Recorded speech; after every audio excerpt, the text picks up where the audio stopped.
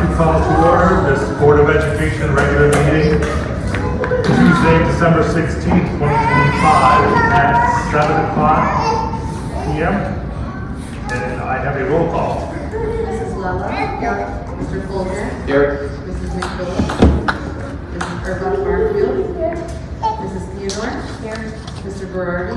Here. Mr. Capuzio. Here. Let's stand for the pledge of allegiance. I pledge allegiance to the flag of the United States of America and to the republic for which it stands, one nation, under God, indivisible, with liberty and justice for all.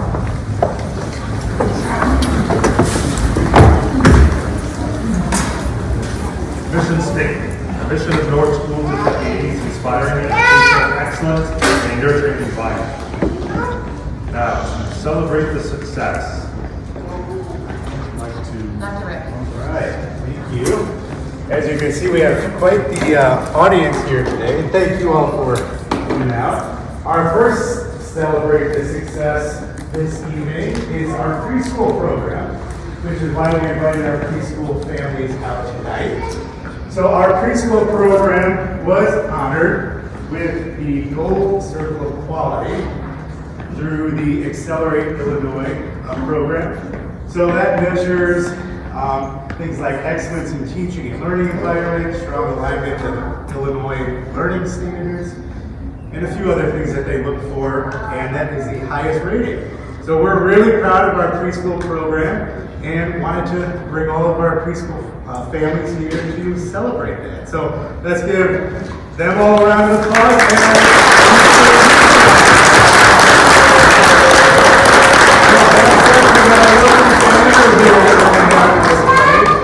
So can I have everyone here stand up so we can take a nice picture with this? Let's see if I can get some friends to help us over. Everyone help us sit. Wow. That's strong.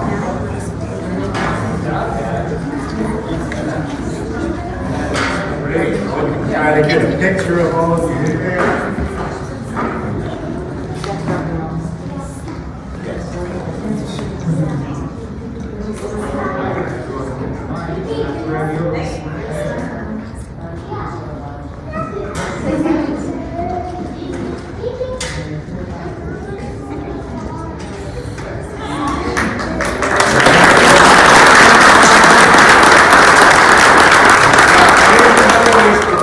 We have a special request. We want to see if all of you can just say your names for everyone here. Do you think we can try that?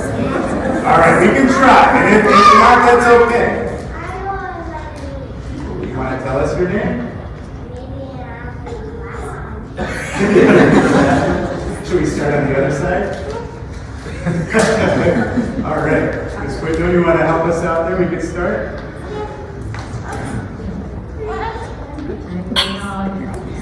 I'm not here. So hi. Can you say hi? Hi. Say I'm Vinny. Say I'm Vinny. I'm Vinny. I'm Gigi. No. This is Axel. All right, take over.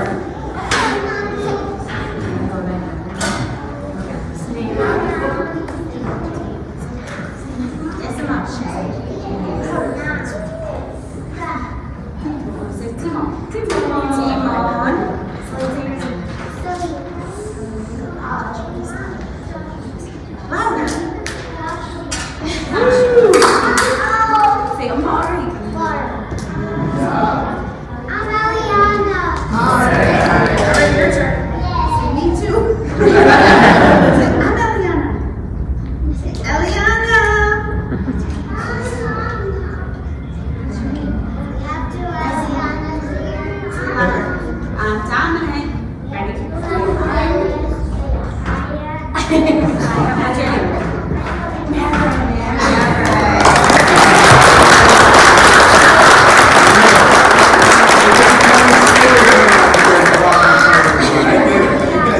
great job. Would the board members like to come take a photo with our preschoolers?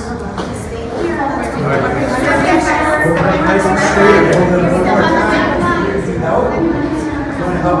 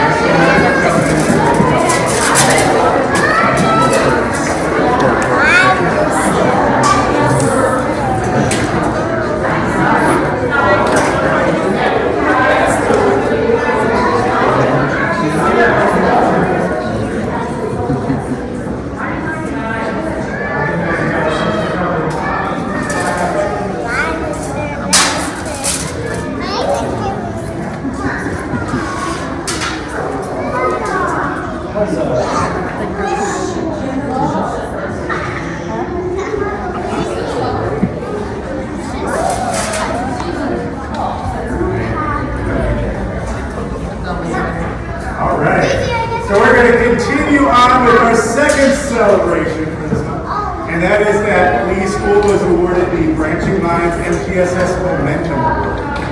And so why were we recognized with that award? We showcase strong leadership and collaboration across our grade level teams. We showed that there was some momentum that was built through a shared problem solving process that we do through our morning collaboration meetings and our data discussions to guide student learning through our intervention system, and making sure that we're supporting everyone. So along with that, they are sending us a gift card to be able to treat our staff, and also they're going to send us a banner that we can display outside as well. So just really proud of the MTSS work that we've been doing here at Leo. That's right, Taylor. How many schools did they look at for this?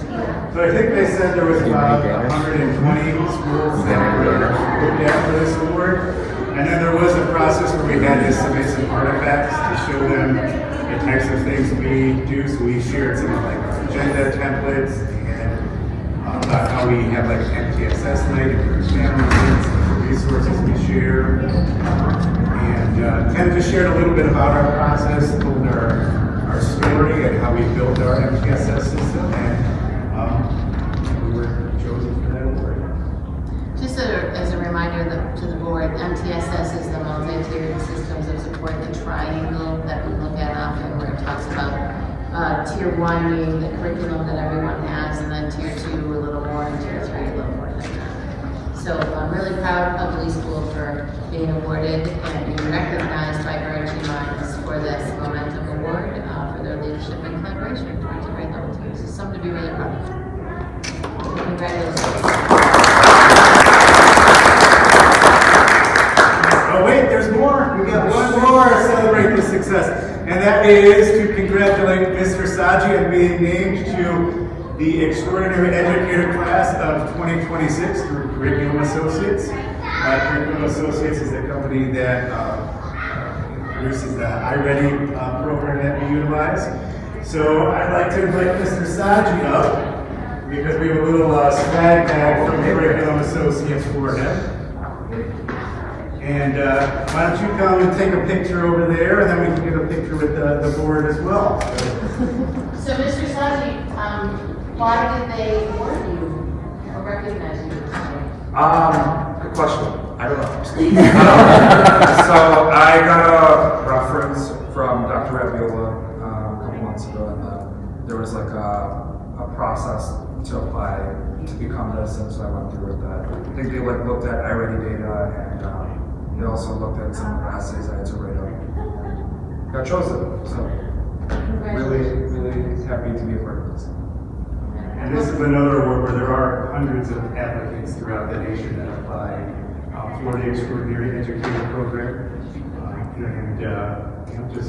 And actually, when we had a representative from Curriculum Associates who dropped off the swag bag for you earlier today, he said this is the first time we've ever had back-to-back with someone part of the Leadership Collaborative and the Extraordinary Educator Program. So I was like, well, that's very Remember, Dr. interesting. Rabiola was recognized last year when he did that trip to Boston and spoke on our board. Yeah, apparently we have matching suits now. So. Oh, wonderful. Well, congratulations. It's really wonderful.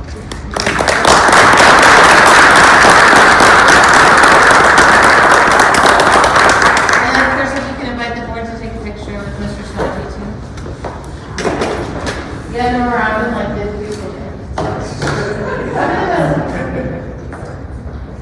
Preschool. Yeah, like a preschool. Can you tell us all your names?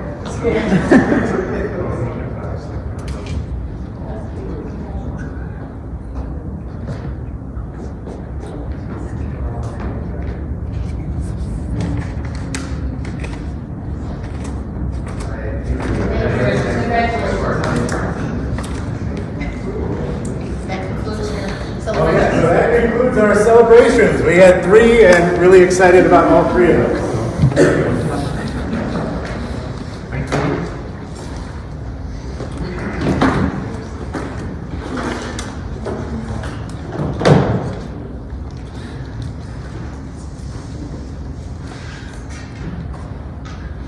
To action item, consider motion to approve the agenda as modified. That modification being the removal of 16A. All in favor say aye. Aye. All opposed say nay. Motion passes. Recognition of visitors. Thank you, all visitors. Correspondence. Any correspondence? No, nothing else. Public participation. Is there any public participation? Sign. FOIA requests, we have plenty, but they're all published at the district website, and you could read them. They are found there.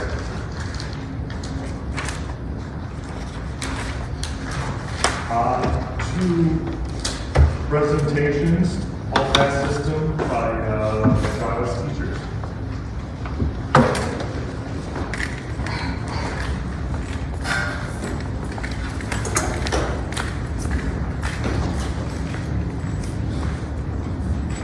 Well, thank you for allowing us this opportunity to come speak with you and talk about a system that we're looking at bringing to Giles School. We're always looking at new things that we can bring to enhance our programming, our services at Giles, and this is one area that we've been focusing on that we would like to explain to you. Today I brought my building leadership team, and I have my assistant principal, and I know you're going to introduce the building leadership team. Yeah, so first we would like to thank you all for your hard work that you put into this over the course of the years, and really looking at all of the things that this will benefit throughout the building and the students. So first we have Mr. Daniel Nickerson, who teaches 7th and 8th grade Spanish. We have Mrs. Fig, who is our special education teacher.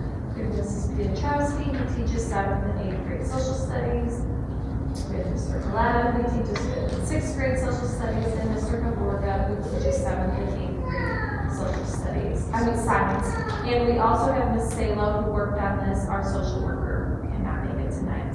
So that was our wonderful team who put the presentation together and really took an amazing time working on this. So thank you. Okay, so we wanted to start out with telling you about why we would want the hall system. So first of all, we have a hallway system right now. It consists of this piece of paper that we run off for every student in the school. So basically right now, if they need to go somewhere, they come up to the teacher and they have a sign off when they're leaving, like the time, and we put our initials and they go and they come back. At any given time, there could be, we have 32 teachers or 32 classrooms. So typically we will only allow one student to leave at a time unless there's some type of an emergency. Somebody has to go to the nurse, somebody's going to a different room. So that means there could be 32 students minimally out in the hallway at a time, but there could be more. So to us, it seems almost more like a safety issue should there ever be some type of emergency. Because I would know that there's one student out of my room, but if there's, God forbid, some type of emergency, we wouldn't be able to know everybody all at once. So this would allow for administration to be able to see everyone all at once, because it would all be on the computer, because right now it's all based on paper in each individual classroom. And so it would allow us to monitor the movement in real time. It ensures a safer, more efficient, accountable environment. It reduces negative peer interactions. So students that should not be in the hallway together because of some kind of conflict possibly, we can monitor that better. And it would reduce possibly the washroom vandalism. We can keep track of that better, knowing who is in at what times. The important thing about this too is we are currently using PBIS reward system. It's something that students are familiar with, teachers are familiar with, the families are familiar with. We've been doing this for many years. We already use it to award points, to reinforce positive behaviors and things like that. It's used as part of our referral system. It's something that as teachers we already have up and going already. It kind of will help provide opportunities for me to explain more of that, the rewards with that. Just kind of, it's something we already have in the system, we're familiar with it, so this is a nice add-on that lets us take things out of like paper and gets it more digitally, and we provide a bit more credits to students as well through this action. So with the installation of this new digital hallway feature, this hallway pass feature, it will allow us to continue and expand on our current systems of accountability for students. This addresses the most commonly and frequently used areas in our building. This leads us to the rationale. So there are 5 key components. So the first one being real-time tracking provides a live snapshot of what passes are being used building-wide. Also, just the reduction of hallway wandering, and this is promoting the efficiency, increased efficiency amongst students and maximizing student learning and instruction time. Enhanced safety, so promoting those opportunities in times of crisis or times of need. Having this digital feature will allow us to access that data of where students may be. And then also this consistency amongst all grade levels, which is very important to be consistent as a building. And then the data analysis. So if we need to fall back or refer to certain data points, we have that opportunity. And this all, again, connects to our district goals as far as a supportive and safe classroom. And like I said, maximizing student learning in the class and instruction time. So we look at the benefits of implementation for students, for staff, for administration. Again, clear expectations. We have an understanding of where the students are. We're not just looking at a bathroom pass. We're looking at, there's nurses visits, there's social work visits, into another classroom. So there are many different places where students can be, and we have the expectation that when they leave our classroom, that is where they'll be. Flexibility, it allows us to know they can go wherever they need to, whenever they need to. I don't need to know how many times Sally went to the bathroom during the day. Again, it's not just a bathroom pass, it allows for student privacy. It allows for less disruptions in my classroom. So having a student bring up a paper pass, I have to stop what I'm doing. I have to look at my watch to see what time it is. I have to initial it out, and then I have to keep kids in line of where, like, at what point do they need to go to the bathroom? So that's a disruption to my classroom already. So this is as simple as clicking buttons. We already have PBIS rewards up for different reasons, to work points, to check students in and out. So this is something, again, that we use all the time. Cuts down on paper. We're making 130 copies every month for students plus. So paper usage is a big issue. This is going to encourage students to use their IDs more. They already needed to get into sporting events, to dances, they need it for lunch. This will encourage them to also wear it all day long because they need it to check in and check out of our classrooms. And RHS, Ridgewood High School, has a similar system already put into place. Again, for us, it's simplified. We already use PBIS. It's nothing that is new. It's data points, it's less disruptive, and administration. They have everything already on the dashboard. They know where kids are. It's good data points. It helps with behaviors, collecting data, and again, I cannot stress this enough, increased safety measures, lockdown drills, fire drills, so we know where students are. There's always somebody that will know where they are. Right now, they sign a pass, they're going to the bathroom, it's on paper. We have all access to this data now.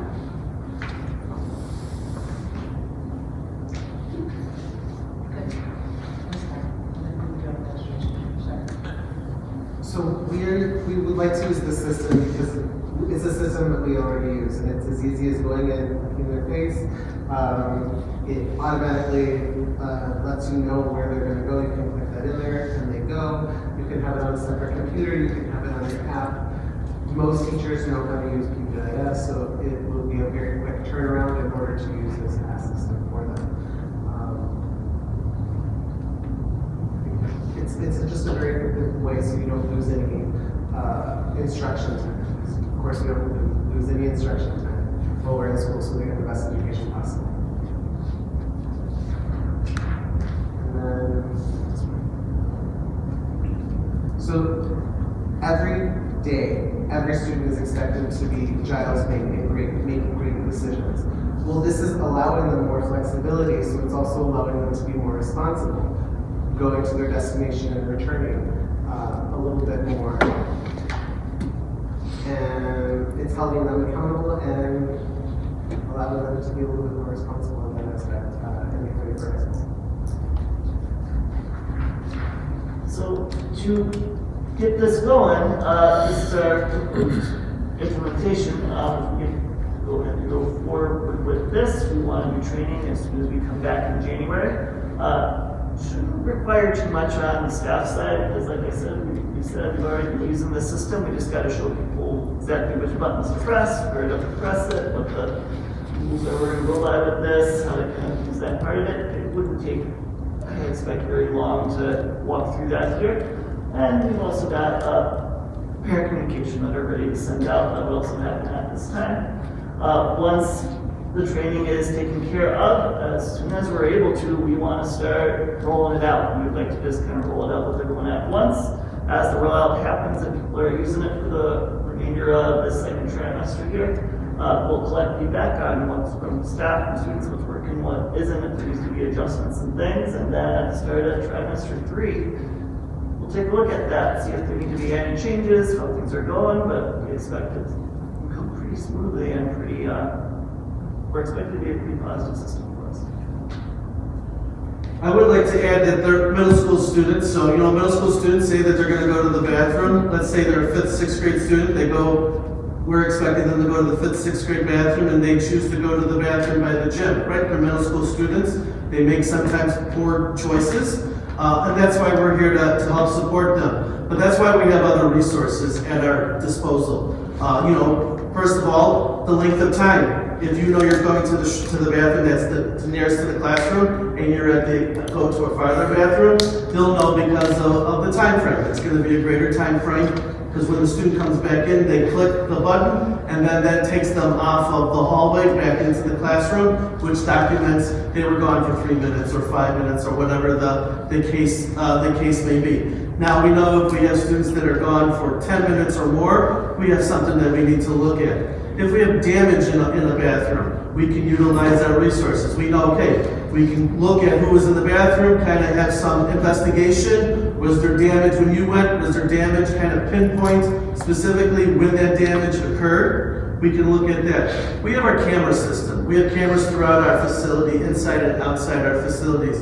We can use our camera system to kind of go along with the time if there's a potential issue, or a student is supposed to be using a specific bathroom and is not at that location, we can utilize our camera system. We have the vape system that's in our schools that we can utilize to support our students too. If there's something that goes off, we can use that to pinpoint. So to me and to us, the building leadership team, this is just another tool at our disposal to help support students, to make sure we're maximizing learning and keeping them in the classroom setting.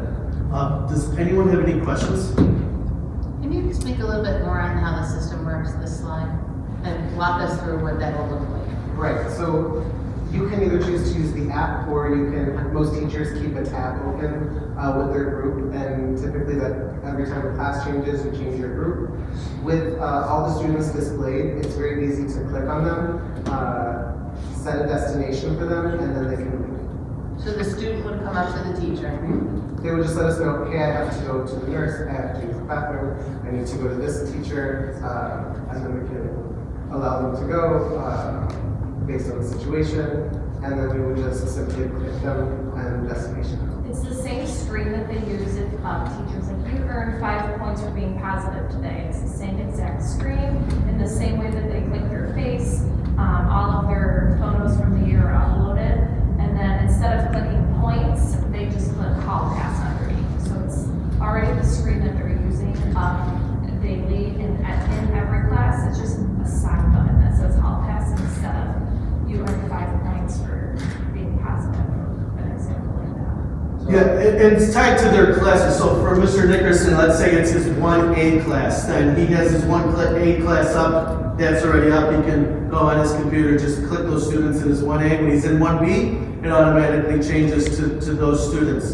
Another nice feature of this is, let's say that Mr. Nickerson and I shouldn't be in the hallway together because we just do not follow expectations while we're in the hallway. That's one thing that we can do. We can set a restriction in there that when I'm in the hallway, Mr. Nickerson is not allowed to be in the hallway. And so that if I put a pass in and he puts a pass in, whoever is that second would be denied. The nice feature about that is what we've seen in past years through discipline proceedings that we've had is sometimes students plan things. Students may not be in the same classroom. They may be in different classrooms, but at 1 o'clock, we're gonna go to the bathroom. And so that would eliminate that if we know that those students are not students that should be in the hallway together. I would love to say we know everything, but we don't. It's a learning process throughout the year. We learn that, maybe later on we find out that Ms. Fig and Ms. Piotrowski shouldn't be together. Then we can add that later on throughout the school year. Once we learn that information, we want to make sure that we're doing what's best for kids. We want to keep kids out of trouble. And this is, I think, a tool that will help them keep them out of trouble. Quick question. Sorry. Good. So, quick question. How this works? I'm a student. I have to go to I need to use the restroom. So am I asking first, or am I going straight to the computer, requesting the bathroom, and then telling the teacher, and then the teacher hitting on their screen that it's okay for them to go? Is that how it works? So I think teachers have, they do it a little differently in class. Some teachers have the expectation if they see a student already out, the students know not to ask to go. So if it's the first student who leaves the room, I think the teachers may have different answers when it comes to that. They may have a separate computer, or they may not for the student to go up, or they'll have to use the teacher's only computer to use it. For me, and I guess for every teacher, but for me, I don't want students touching my computer, and I already know not to. So they request to use the restroom for me. Yeah. And then I allow them to go, and then I would know that I would have to pick up. So if a student wants to go to the bathroom, you said it's like time frame, is it, I'm going to the bathroom, it's 5-minute check box, that's all it is? After that, or it's just unlimited, you just clock them out, clock them back in? So right now with this system, they only allow a student for a restroom or for other needs, once in the morning, once in the afternoon, and of course during lunch. This gives them more flexibility to use it more times than them. Sure. Because we're not tracking it like paper, it will just be a digital thing. And Then specifically, clock in and clock out. yeah, Clock in, clock out. Yes. So, and The it's teacher would do on it's on the teacher to clock the students in and out. Yes. Okay, and then, I don't think I got it. I understood the answer. Is when the student requests it, are they requesting it by walking up to the teacher, raising their hand, or on their own laptop, on their own computer, are they doing it? No, they would request it either by raising their hand or walking up. Whatever the standard is in the class, they would be doing that. And so instead of doing the paper, you would then just go to the paper. yes. And don't forget too, this is not just a bathroom pass. Right. It's for the nurse's office, anywhere, in the Social work. building, social work office, like regular principal's office. Any office. So, I think the most amount of phone calls that we get is when the bell rings and somebody's in the nurse's office and the bell rings and then they transition to the next class and then that teacher's like, where's so-and-so? And they don't have that knowledge of where that student went, so then they're calling all around like, where's this student? And they just so happen to be in the nurse's office, but there's no transfer of the information. So this will be the greatest benefit to them that I can see so far. and I could see it looking up Susie Snowflake and seeing that she's in the nurse's office because I can click on her face and see exactly where she is. So that'll be really nice, and it's time consuming to look up a phone number, call, wait for somebody to answer, and somebody doesn't necessarily answer all the time. So that'll be helpful too.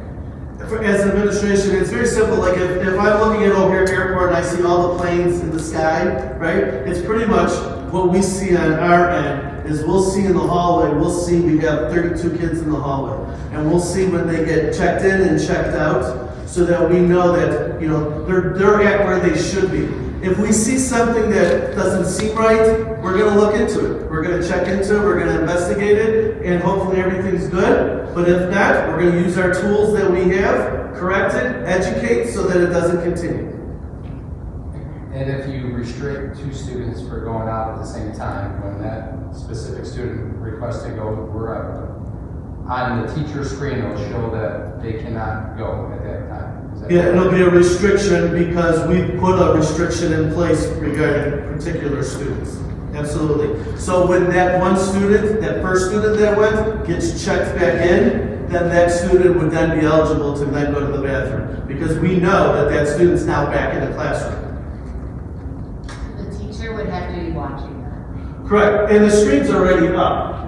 Right. It's on our own physical computers. It's not projected on a board like this. We wouldn't do that. It's information that it's not hard to see. It displays it pretty easy. It's not something you have to hunt down, and it's not something that's, if you know what you're looking at, it's fine. It's not something that's going to be like sirens blazing either. People who are the teacher aren't going to see it. Over the years, I've looked at different systems, This system, by far, is the one that it would be the best because it's a system that our staff is already trained in. They already use it for multiple other areas, as you've heard. So it's an easy piece just to get put in place. Obviously, we need to educate the students. We have a letter prepared that we're going to send out to parents, informing them of our new digital hall pass system, if approved, and go from there. But it's a constant where we're going to evaluate it, as you heard in our plan. Our plan is to make sure, we want to make sure we're meeting the needs of the system. And if we're not, we need to figure it out, make adjustments. If we are, good, it's doing its job. And we're going to continue to do our job. Now, if a student leaves to go to the nurse, is the nurse notified to be expecting that? Yes, so the nurse at her station has a computer too. It would let her know that a student is coming because that student's name is up in that hallway chart area, so that they know. And so then she would then issue a pass back to class for that student, so that teacher then knows. So the teacher will know that the student got there because she'll click, and then she'll send another pass issuing that kid back to class. Does it prompt that to the nurse, or does it just show that student in the hallway? So in the main system, what you do next to it says hall pass. Next to hall pass is a person, and then there's 3 lines.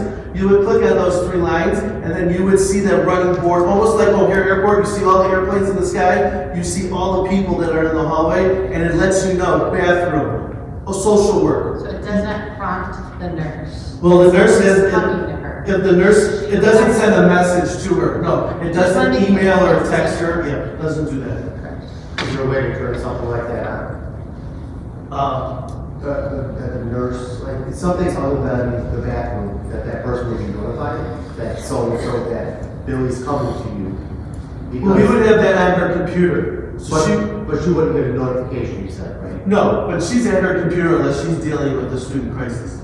Sure, but is there a way to maybe notify that, so they know to look for, whether she is there? I don't think you could select just a nurse's office, but right now she doesn't know if kids are coming to her, they just show up at her desk. So she's kind of getting a little benefit by having that screen up.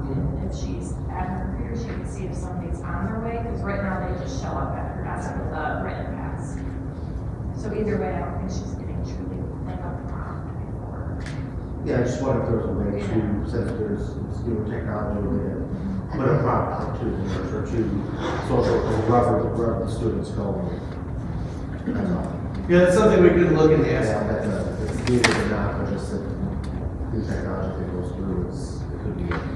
Yeah, many of the systems we can put features that that they don't have in place that we see as a possible benefit. We can always recommend something like that, and then it could happen, and maybe it doesn't happen. It just depends on the need that they see overall with their users. Is this something that substitutes would have easy access to as well, or would there have to be a different system in place if there's a sub in the classroom? So our subs can have access to PBIS rewards. The only thing that they can't do is they can't issue referrals. So a substitute can issue points for a positive behavior, and a substitute can issue a hall pass, but a substitute cannot issue referrals. Obviously, this will be utilizing a system we have in place. Is there an additional cost for this specific hall pass?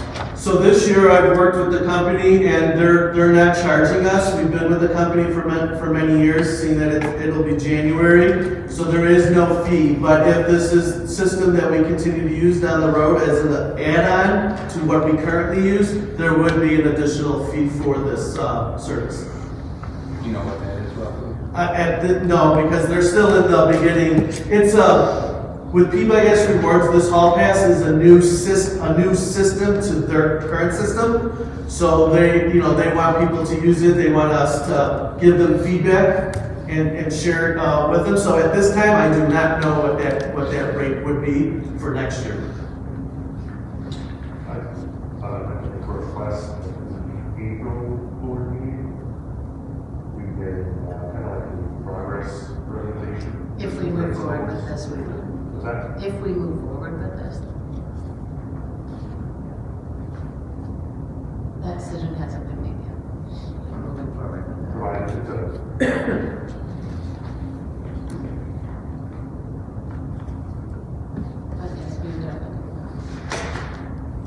other questions? Yeah, I have more, sorry. Is there any way, so I'm going to the nurse's office, and is there, when they get there, like a check-in where you can say, all right, it took them 4 minutes to get to the nurse's office, or is there any way, or is it just time out when you get there? Is there a process where I leave the classroom, so you see that when I left the classroom, I get to the nurse's office, is there a way that they can, so you know the time of when kids are getting and leaving? There's always a countdown, so from the moment a pass is issued, the timer begins. Okay. Then when the individual, so for the nurse, you leave the classroom, you go to the nurse would check in, that timer would stop, the nurse would then issue a pass back to class, new timer would start. Now, bathroom would be different because there's no one on the other end issuing a pass. So it gets issued, the timer starts, when they return, a button gets pressed, the timer stops. Gotcha.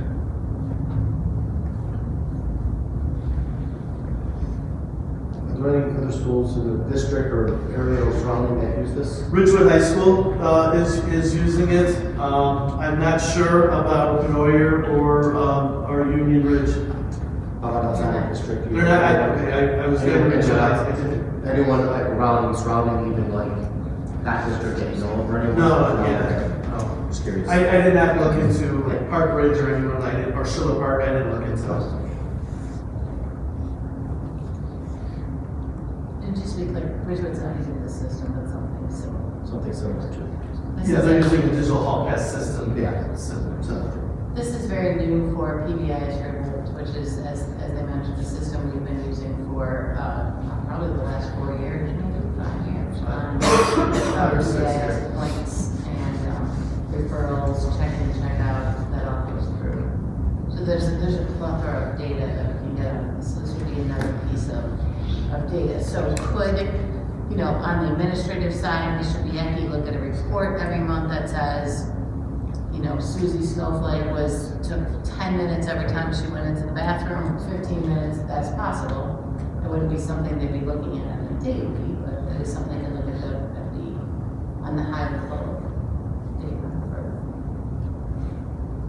and see what's going on. And certainly with a pass that goes somewhere, social work, the nurse, you can see that time when the student comes back, but you couldn't look back.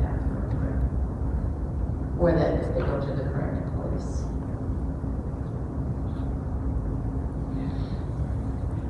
Any other questions? Great. Thank you all very much. Thank you for your time. Thank you.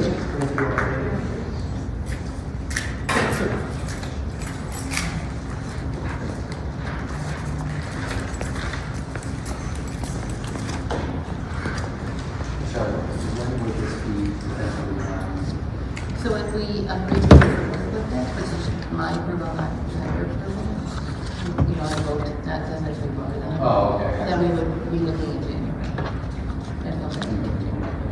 But we discussed the last month, so we thought it would be good for them to come to do that.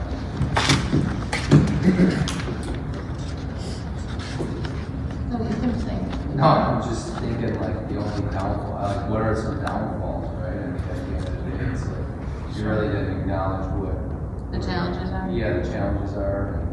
I'm only concerned if I really need to go to the restroom and it says I can't because Jimmy's at the same time, we're not supposed to. And, well, no, you can't, and you really need to, I don't know. That's possible. Yeah. You're right, it is Or possible. one's at the nurse, and the other needs to go to the bathroom. I don't It's think also not a fail-safe system. Like there are some times that students meet up that we don't even know would meet up. Yeah, no. So there's that issue too. Sure. Mr. Bianchi, any other challenges that you'd like to share? I mean, once we begin using the program, I'm sure we'll learn challenges. But that's why as a team, we want to be able to have those discussions and kind of figure them out so that we can put a solution to any challenges that we have. Again, it's not going to be perfect. We're not going to be perfect. We're going to figure it out. But at the end of the day, what I think the best thing about the program is that it's making students accountable for themselves.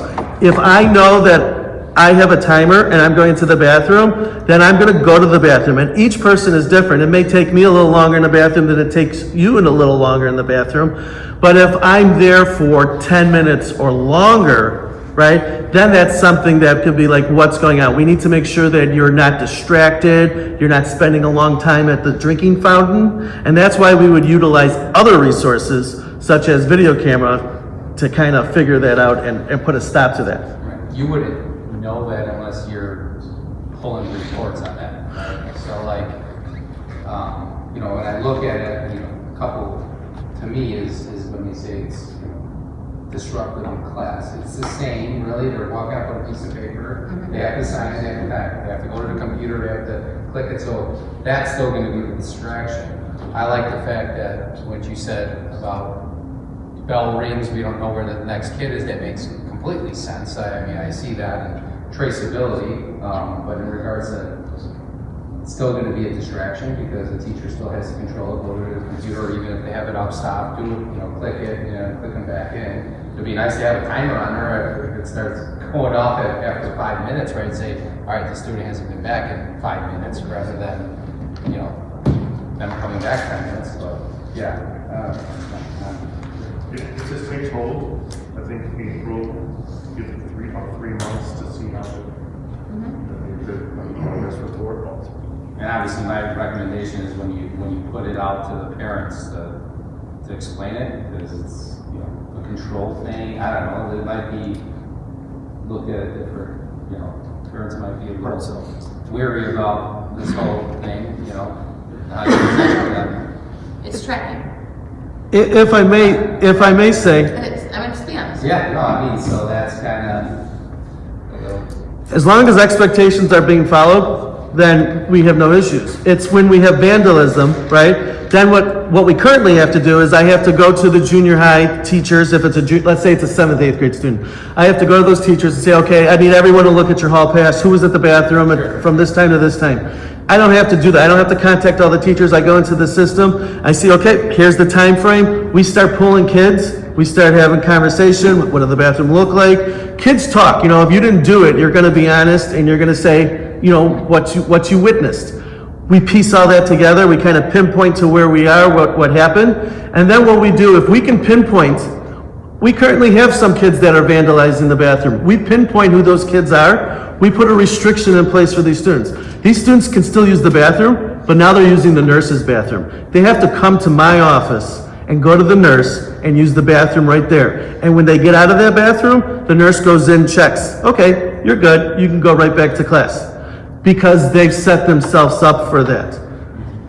You know, now when they can prove to us that they can follow expectations and be a good school citizen, then they get privileges back. So we're never going to deny them, but we're going to find an alternate location for them to do that. I truly can care less when people go to the bathroom. With the paper system, they really can go once in the morning and once in the afternoon. However, if there's an emergency, right, you're going to go, right? And the teachers know. If the student says, I need to go, then they're going to go. This system, you can go, if you have to go 3 times, you may not be feeling well. You may, you know, the flu's going around. You may be sick. You go to the bathroom 3 times, 4 times, it is what it is. As long as you're doing what you're supposed to be doing, there's no issues. It's when you're not doing what you're supposed to be doing, that's when we have a problem. Yes. Sorry. So I'm trying, so with the paper, you're only allowed to go twice a day. With the system, you can go as many times as you want. It does not make sense, because it's just a restriction of the paper then distributed. Not So what I'm saying is this. So we want to make sure students are in the classroom. Some students will abuse the system. Not all students. But we have to put systems in place so that students know. Student goes to the bathroom. You have to go to the bathroom. We're not going to deny you to the bathroom. But if you know, okay, I can go once, I can go in the morning, I can go in the afternoon, then you can go. We're not trying to make things difficult. We're just trying to keep you in the classroom. We're trying to keep our building clean, and we're trying to keep people safe and make good choices. I mean, that's simply all it is. It's not people with the paper passes go to the bathroom more than once in the morning. They currently do it. Okay. But what we tell them is you get once in the morning, once in the afternoon. But does that really? No, but majority of the kids will follow those expectations. I got you.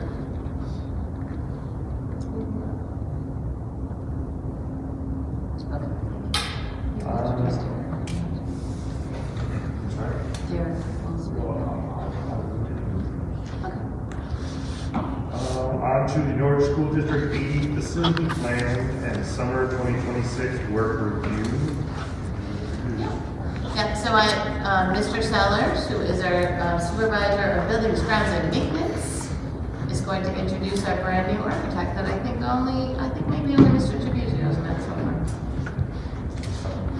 Members I have met, so it's a meet you guys. So I am here to introduce Mike Francoeur. He is the lead associate with the architects and engineers. We've been working together to come up with a building facilities assessment. And here he is. Thanks, Derek. No problem. Yeah, Mike Icorn, with Old Architects and Engineers. As you may know, we were hired by in June through a selection process. And we've been, our first endeavor here was to complete a facility assessment of your schools. And we started that in July and have gone through fall, and tonight is really a result of that. Wold Architects is a full service company, architects, engineers, so that full gamut of services was provided as part of this assessment. Wold really believes as a company to become part of your community, to really get to know you better, become part of your family, and you'll be seeing me a lot more, maybe almost too much. He has been going, but I will be coming back to you with updates throughout the years, with project updates and bid results that we here. So the facility assessment, it's really a 10-year roadmap for the district for your two facilities. It's a living document, so it'll be updated every year, coming back to yourselves and showing you what's the progress that's been made. It really lays out your budgets for the facilities. That's where the critical part is, to get ahead of your improvements so that you're not constantly putting Band-Aids on things or getting to a point where there's an emergency and then you're spending that much more money trying to patch something together. So it's really ideas to get ahead of it. And the assessment kind of ranks, prioritizes, over the next 10 years, what should be done first. We've been working closely with Michelle, Kimmy, and Derek, also to look at what types of funding will be available over the next few years, and then even further out some strategies of how we can potentially pay for these improvements. So, the condition assessment here, you can see, and also on your laptops, you get the same thing. We really go from the outside in. So we look at the exterior pavement, the grass in your courtyard here, the railings, the ramps, the masonry, brickwork, the roofs, and then getting into the interior, all of your classrooms, the flooring, the condition of the ceilings, all that. Getting into some examples. Accessibility is a challenge here at least, so we thought about that, how to solve that. Life safety, you've heard about that over the last few years. That was submitted to the ISB, and so you have 5 years to complete those items. There's a few left on there, which we have listed as part of this. Mechanical, electrical, plumbing, and some of those are hydrocarbon items. So as you know, the building here ranges from 58 to 67 years, which sounds like a lot. It is a lot, but they've been well maintained. You come in, they're fresh and they're light, and I think that's a testament to Derek's work. With the heating, cooling, keeping up with that. So they're not in poor condition in any way, but there are areas that are more critical that address and kind of improve the building up to kind of as school run today versus back in the 60s. So that shows the areas, and you can see those little triangles all around. That's really identifying. There's going to be plans that you'll receive that identify, X1 is here, X12 is there too, and see if budgets spreadsheet that's associated with this. So the classroom improvements, really when districts look at this, what we look at is trying to establish a standard so that the finishes, when you walk through your schools, you feel like it's a consistent feel through your buildings, that not one has got more with the other one or you're behind. We haven't thought about it. It's really, how can we start to standardize the finishes? So with Lee, you have the ceilings, the doors, the kind of entrance to the classrooms that are not ADA accessible. You have some hooks and shelves and whatnot that need to really be improved and bring, some proper cubbies so that things are stored correctly in the rooms. All the woodwork, again, is delaminating in some cases. You really can't just paint it. It just, it's not something you can really finish. It has to be fired. So that sets out the scope, and that would be applied to all classrooms. The toilet rooms haven't really been touched. There's, in some cases, are not ADA accessible. Just general finish, fit finish, that needs to be upgraded. And some exhaust fans need to be replaced and improved or added in some cases. In this room here, the gym floor is planned to be refinished. The bleachers, they're the original wood ones. In some cases, they're pull out. So the proposal would be to put new ones in that are motorized, just less, take down and set up condition, safer, a little faster. Look at, using this space potentially as a performance space. So maybe the bleachers would be higher, get more people in the audience, and kind of think about this as a performance space as well. Right now, it's just kind of set up for basketball. The walls here, in some cases, there needs to be some tuck pointing above there. The wall needs some structure. It's not the structure to say, but we want to make sure that it's up tuck and not too far. The LFC next door here, it really needs to be refinished and bring it to, a future ready situation there. So it's inviting for the kid, it's a destination, really looking at how you can create zones within the space, whether it's a story zone or a little STEM area, or, just, again, there's ways to lay out the LFC that's going to be more attractive and more conducive to teaching at regional. The exterior, the tuck point, the stone is kind of on the edge of being a poor condition.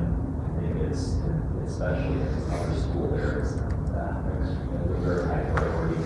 The tuck point of this building is in need of around building brick. It's the most important component on the exterior. Joint sealant, that's something, caulk is something like nobody really thinks about, but over the years it just needs to be stripped off. Nobody wants to spend money on a lot of the stuff because, you don't walk up to a building and say, great caulk on your new building, but it's critical to the overall. Your assets, these are assets that the school district needs to maintain. And then the roofs are in general good condition, but we need to be planning that for the next 6 years to replace them or restore them. There's different methods where you don't necessarily tear it all off, you can restore the membrane. They're kind of like doghouse, kind of duct covers, metal covers that were put in as part of your abatement, acoustic abatement for the airport. Those are rusting, those are the exterior, the courtyard, high use, playground, recess every day, a lot of foot traffic. So looking at providing new asphalt, potentially like a artificial turf, which is becoming a lot more popular because there's no maintenance and it drains better. You can get the kids in and out of there. So there's a budget for that. That is a high priority. Student safety. So ADA, the building here is not accessible. You can get in the front door, but there's kind of two wings here that don't connect. Going down over here, there's a set of stairs, there's kind of a handicap lift there, which really, you know, the new school, most schools are taking those out. They're not like repairable in some cases, the equipment is just not even, the lift company isn't even in business, we can't replace it. So it's really not a good practice to put those in. And when it comes down, it's somewhat, you want to create an equitable route for all students. So when one is seen as, the student is seen as getting in the way, or it takes, 20 minutes or a half hour to get to his or her class, it's not really, well, first of all, it's not accessible. So there's a budget in there to build a new elevator here, and also to link the two sides of that bridge that is the second floor. Mechanical systems, electrical panels need to be upgraded. The toilet exhaust, I talked about that, needs to be replaced. It's all about air quality important to healthy environment for students. Outdoor air is very critical. There's so many studies that talk about the amount of fresh air that comes in. Sewer pumps need to be replaced. Again, things that nobody wants to spend on. You don't see it, but the sewer backs up and all of a sudden it's an issue. So the total cost here, again, kind of creating a couple of buckets here. 1 to 5 years, you have 6.2 million, 6 to 10.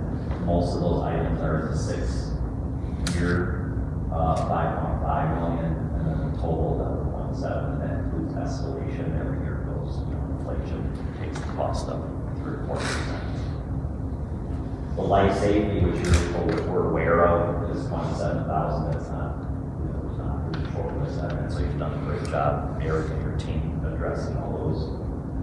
And then when we talk about funding, you have different funds, right? You have Fund 20, 60, 90. So Fund 90 is the life safety fund, and with that, you would submit to ISB for life safety bonding capacity. And so looking at that list, life safety eligible for amendment is really a large majority of that, almost half, $6 million, could be eligible for fire prevention funds. These are, I would say, interpretable, meaning that they weren't on the original life safety list. They weren't that high critical, but they could be going forward. You start to click those in and start to, as materials and things become at the edge of their life, then those become life safety amendment eligible. So it's another funding source, obviously, goes back to cancer area funding mechanism. Question comes in. So the Giles School, the ages are 60 to 76, and the original one, which I'm sure you probably aware of when you're there, is the 1949, the original schoolhouse there. 29. That's the main building. The main kind of masonry faces. That would be it, yeah, 76. That right? No, it's almost 96. So it's gonna be 90. Yeah. Yeah. More than that. Oh, yeah. Well, if we're in 25 right now, and that was 29, it's almost 100. Oh, okay. All right, so. You probably just thought of 49. Right. But Oh, that's that main right. part is. It is in there, so we did get that. But you can see there in the picture, there's a brick facade and the windows. It's a brick is a project for next summer, which I'll get into. So, again, the classrooms, original, you've got original sinks in there, which are not really accessible. They're hiding, they're kind of the at the edge of their end of their stand. Just kind of an expansion.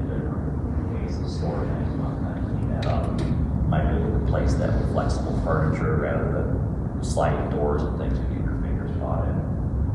Folks that are totally fine. I do want to note, these pictures are mostly taken in the summer. So when you see something like a garbage can sitting on top of the thing, Yeah. that's not the schooling. Yeah, that's a good point. And But a lot of people when I first saw it, I was like, what? Giles, you're aware that there's a wood ceiling that is going to be planned to be covered, provide a fire barrier, and then the flooring and light going forward. Toilets, same as a high priority there to, create basically kind of a fresher environment. Animals and create there's ways you can make it better supervisable, let's say, or brighter.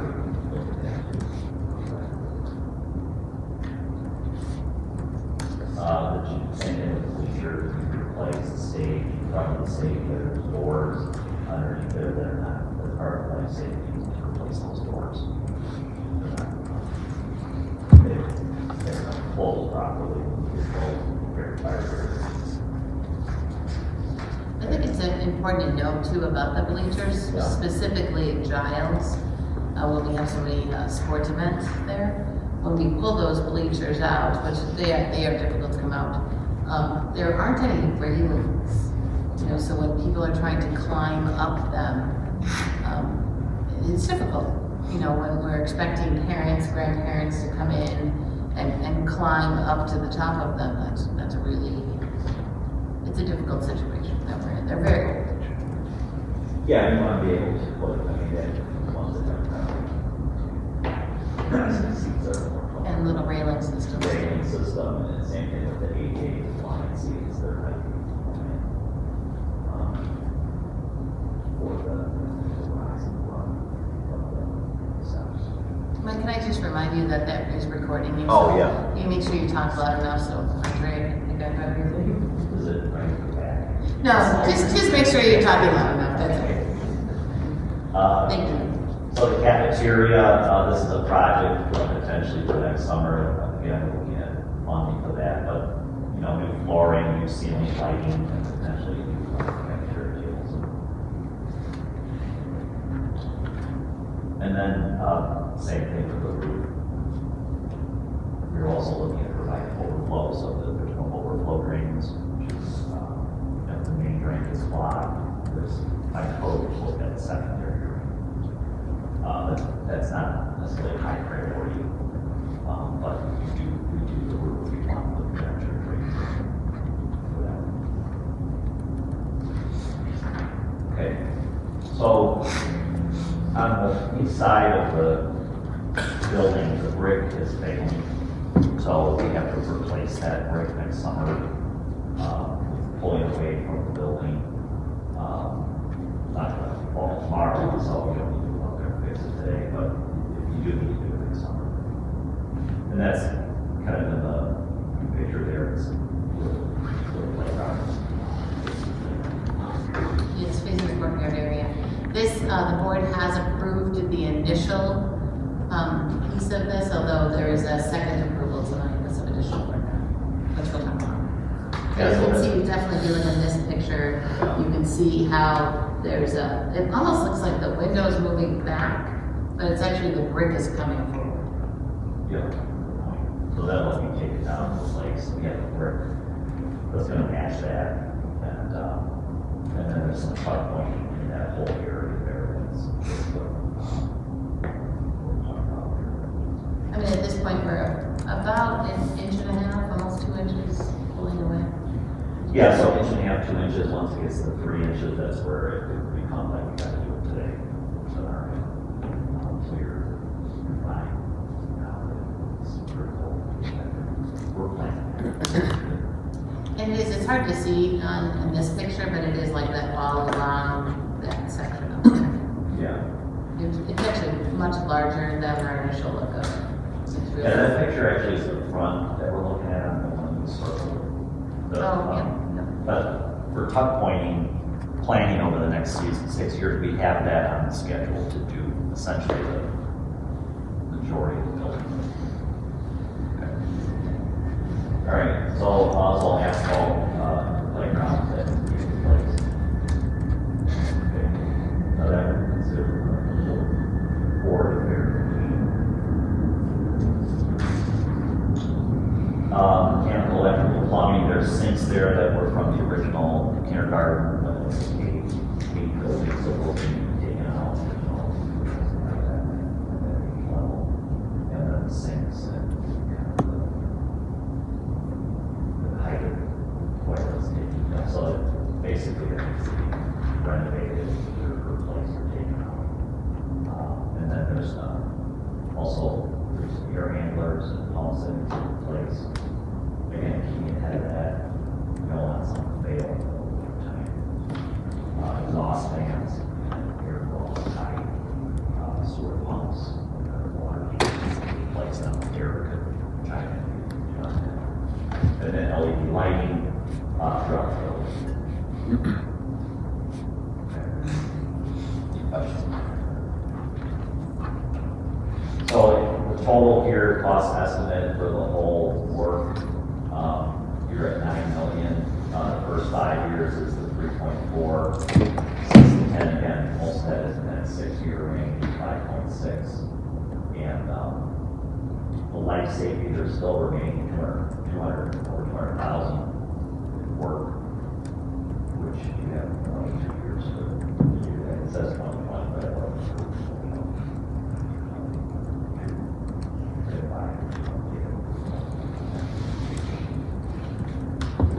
And then of that, again, I kind of went through the list, the ones that would be eligible for life safety, fire prevention funds. Again, it's relying on the approval of ISB, but given that these components primarily have to do with property maintenance, so the condition of things that over the next 5 years is going to be in poor condition. That's the summary of Giles. Any questions about that? I'm just surprised to see that this one came in at 9 million when we came in at 11, given that this school is much older, or Giles is much older than. Giles just sees. Yeah, the age is, the age is, they're older, correct? Again, both schools have been continually kind of improved. Here at Lee, the courtyard is at a large expense. An elevator is very large. And then the elevator, and the linking of the links there to the second floor is a large expense. So that picks up it's there. Here your parking lot. The Giles noise abatement project was done 4 or 5 years after the Lee one too, so they did a lot of other upgrading, not just blocking and noise, but they did, electrical systems and air handlers there. So it's a little bit newer upgrade than this building too. Yeah, good observation. So, a little more, I guess it's a little more, so the top ones over here, that's a picture of the areas in place. You can see that it's on the right. The first one. And then there's some parapet walls there on the left, where you can see there's no water left. So, in some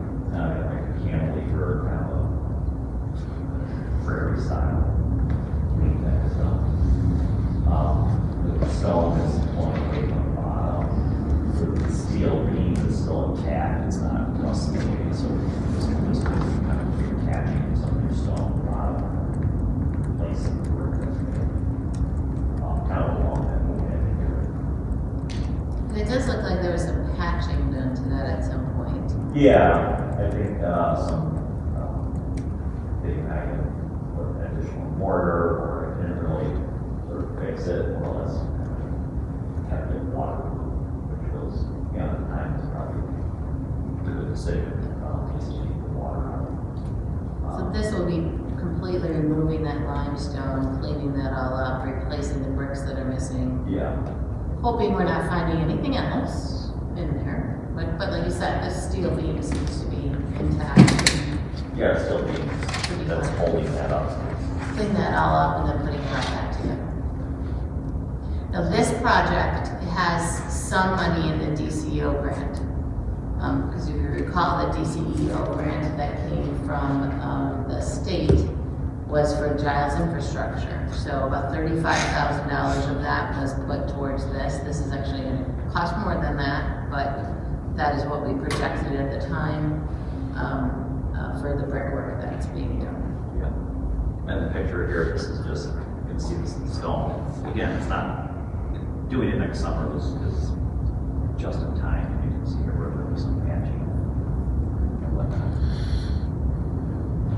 But on the long-term list, you also see on the right here, this stone, limestone, that can be power washed and kind of cleaned down a little bit. It does need to be replaced.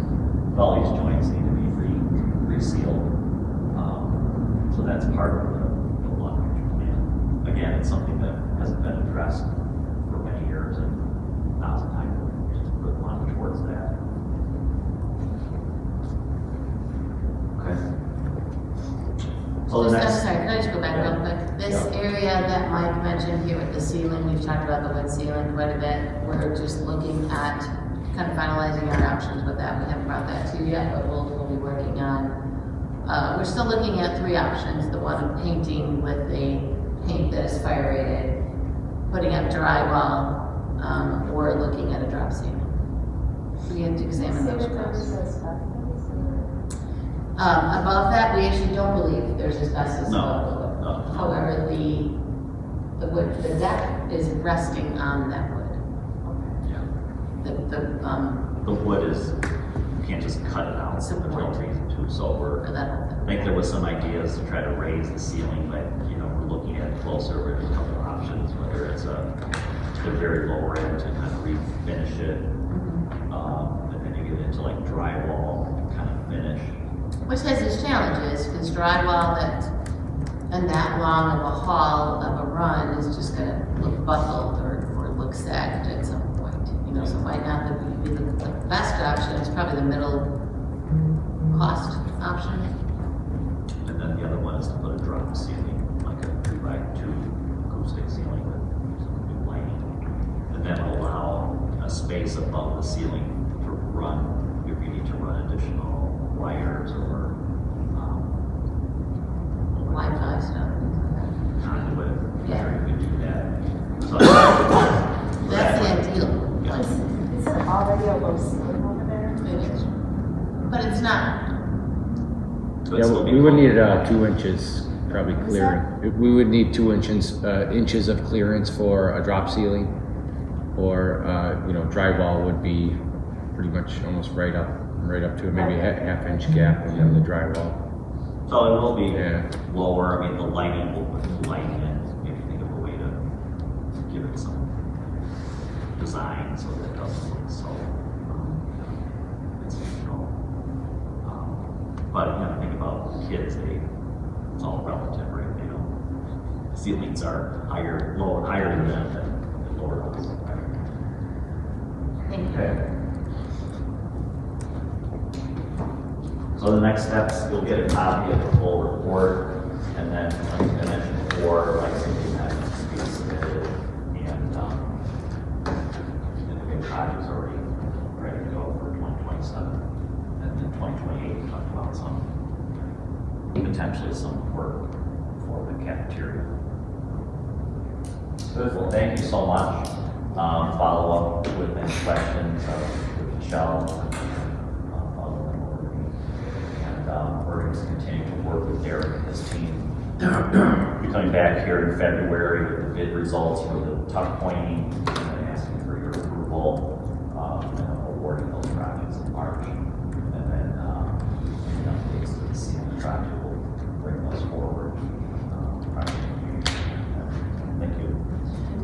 propose to add, so when we brought you the proposal for the brickwork, it was about 183,000 and some change. And then what we've decided to do is take the state maintenance grant that's just opened up and take that's a $100,000 grant, $50,000 from the district, $50,000 from the grant, to add in some tuck pointing. For example, that wall that they are looking at doing the work on here at Giles, they can do that work. They're going to take those bricks out, they're going to put new brick in, which is just a fascinating process. They look at the different shades of color with that brick and then make a sample, like, 82% of the brick is this color and 10% of the brick is this color, and they make it match. But the rest of the wall up there wouldn't match that unless we tuck point the whole wall. Right, so now tuck pointing that whole wall is gonna add about $40,000 onto the project. So we don't have to tuck point the whole wall, but then it won't look uniform and it won't look nice and done well. So we decided to ask for your approval tonight for the state maintenance grant to go towards tuck pointing. About 40,000 of it will be that wall, about 37,000 miscellaneous tuck pointing, which we'll look at on the bid, on the more priority areas, and do that. So a lot of tuck pointing, just the thing. So Giles will be probably under that construction from the day we get out of school up until. Yeah, you want to we're open to look for any opportunity we can to do work. Obviously, you want to start most of it when school, and if there's anything we can do ahead of time, we'll try to coordinate that. Just want to try to get an extra couple days. We just can't be taking down brick when we get there. Actually, thank you. Thank you, Mike.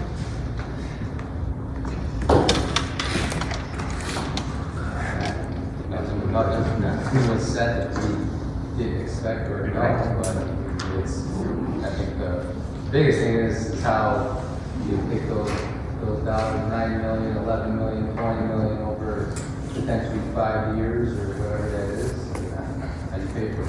So that's going to be. Well, I mean, I'll make 2 points to that. One point is that had nothing to do with beautifying the school also.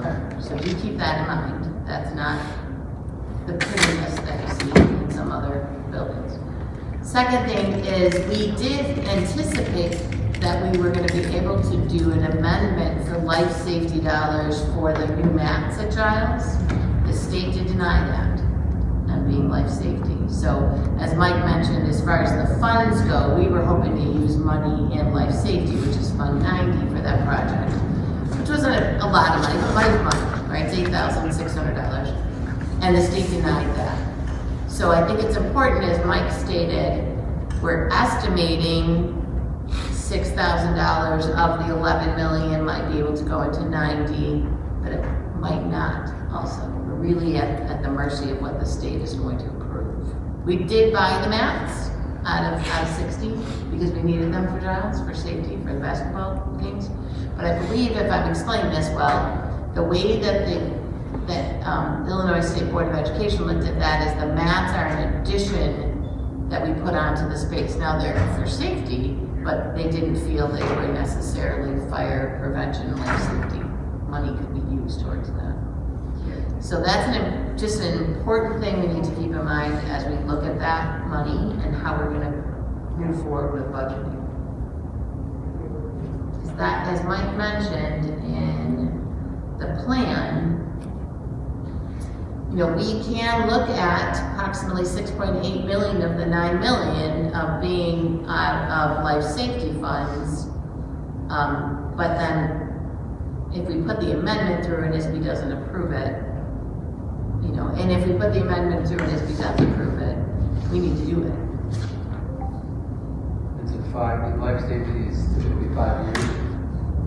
So that's a life safety list that we do 5 years. We did it early, if you remember, in order to try to kind of get ahead of things. So really, this is $204,000 at Giles. I think it was $24,000 at Lee. We don't have a lot left on the life safety plan. we've been doing well with that. And I agree with Mike on Derek and his team taking care of a lot of things themselves. I mean, my goodness, over Thanksgiving break, they replaced a pump that was like larger than they were, pulled it out somehow and replaced it themselves. Something that would have cost the district thousands of dollars if we would have had someone committed to it. 24.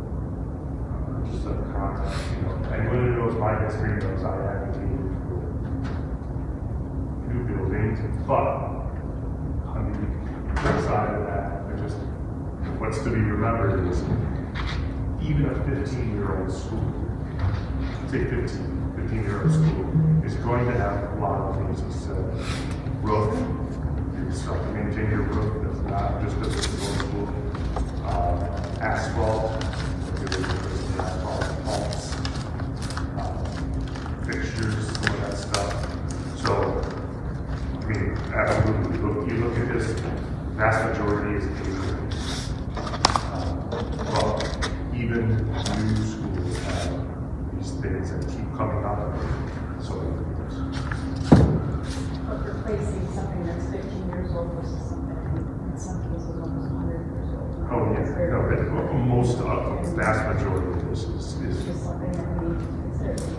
Rather than pull out in 20 million, or it could be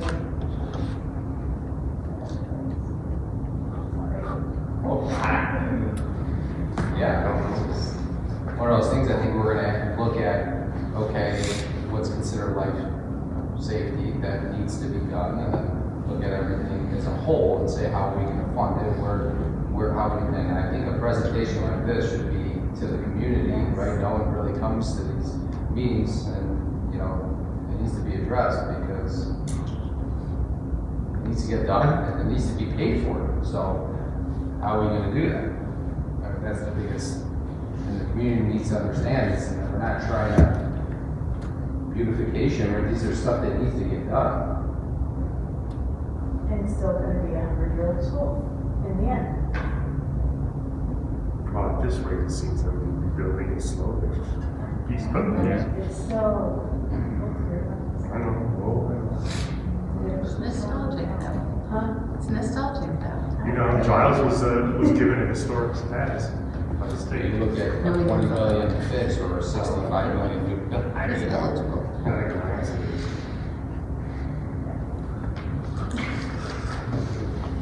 But it is important to note to that point, Mr. Trabuzio, that the plans that we'll put together for that cantilever do meet those needs. That keeps the aesthetic, it keeps that limestone, it keeps that look. That was the point of the historical.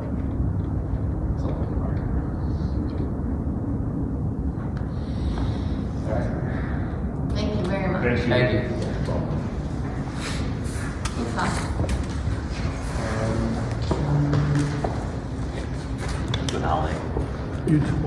Administrative reports.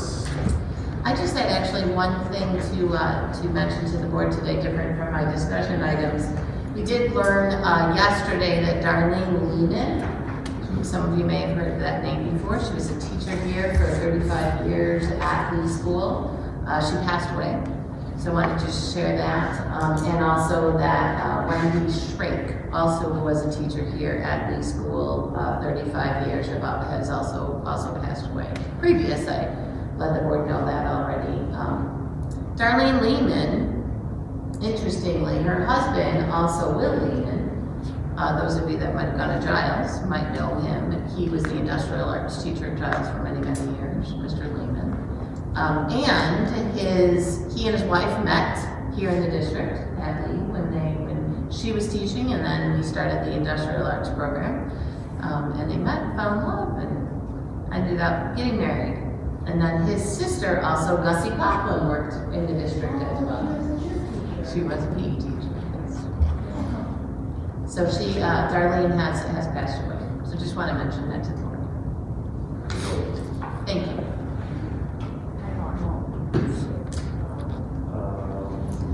Special education, Mr. Masters. Yeah, so just a couple of quick notes for us. So the first thing is our multilingual department is actually hard at work preparing for access testing.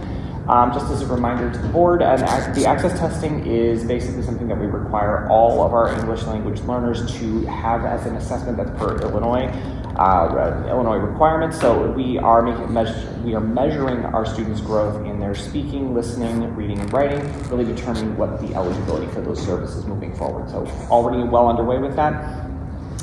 We're also doing some preparation with Ridgewood High School to do some of our transition meetings.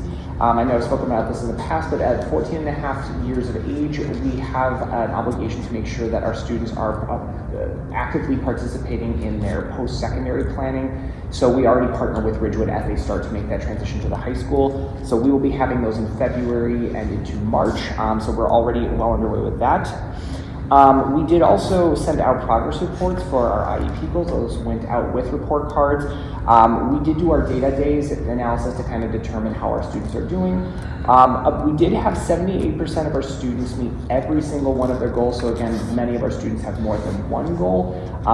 This is actually a little bit of a decline from previous times I've shared this with the board, but we have kind of done a little bit of an analysis. The biggest component we see is that there is a lot of student absences that are contributing to that. If they're not here, we're not getting some of the same results. The final note is that in preschool, we did have back in November some opportunities to go to do home visits just to build out our strong kind of trusting relationships with our families. And it is also preschool for all requirements for the program. So that concludes my report. Thank you. Building reports, Giles School, Mr. Yetti. Yes, I have some few things to celebrate. We had 64 students that had perfect attendance for trimester 1. So that's huge. So we were very excited. We celebrated with a pizza party for them. I also learned today from Ridgewood High School, one of our 8th grade students has completed the Ridgewood High School math program and will be starting statistics. So that's the first for us. So we're really excited to celebrate this student. I just learned it this afternoon, so I'm excited to share that with you. And then we are finishing up our winter benchmarking assessment. We're starting to look at the data and be putting in supports for our students that we can put in place upon our return from winter break. And that's through the MTSS process. And that concludes my report. And the principals will be sharing that winter data in January with the board. Lee School, Dr. Ravioli. So I would like to just thank the North Schools Foundation for supporting some teacher grant requests. There was an opportunity for teachers to submit grant requests to the foundation, and they provided some funding for some items like sensory bins for our kindergarten classrooms, some science enrichment supplies for first grade, steam bins for 2nd and 3rd grade, snap circuits for 4th grade, and some materials for one of our self-contained programs to run a store through the school for teachers to purchase some things and them to work on some like daily life skills. So we're really grateful for that opportunity and for continued support. Discipline reports, Giles, Mrs. Fuller. I am happy to share there is no report.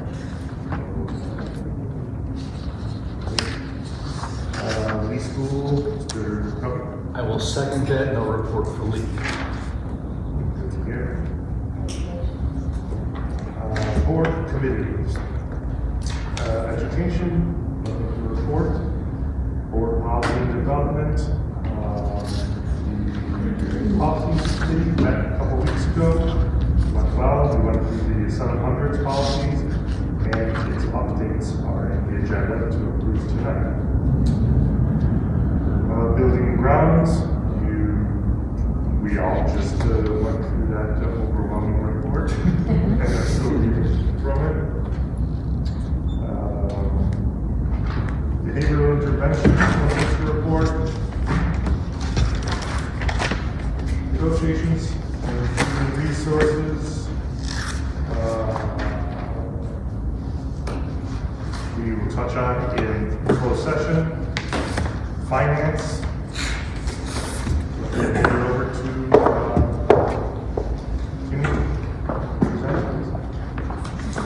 last month, Mrs. DeBoer presented the draft levy. And this month, in the action items is the approval of the final levy. Mrs. DeBoer will speak about that.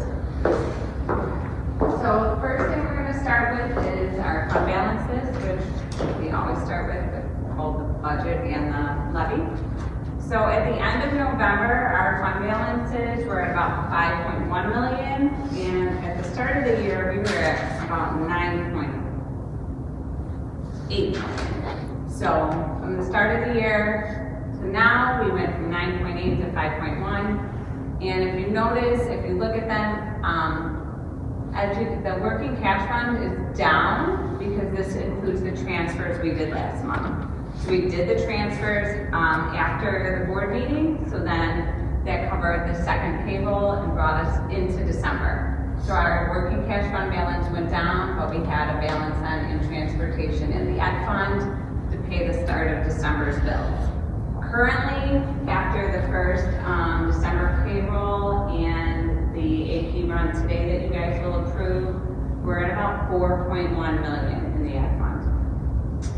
The reason why we have such a drastic drop is because of the wonderful tax dollars that we have not received yet, but I will touch on that a little bit more later in my presentation. Okay, so for the levy, there's some legal requirements, and everything that we do in the business office is all connected. So the first legal requirement I have up here is that by September 30th each year, the district has to pass the budget. And within 30 days of that, of the approval of the budget, we have to submit a copy of the budget to the county clerk. And we also have to submit an estimate of revenue. And what that estimate of revenue is doing and how it's tied to the levy is it says, this is how much money we're gonna get in this year, and this is how we're gonna get it.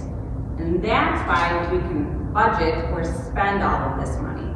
So when we're creating the budget, we are already looking at the levy and saying, how much are we gonna levy and where are we gonna levy that money? Because I gotta tell the county clerk in September, this is how much money I'm gonna get this year.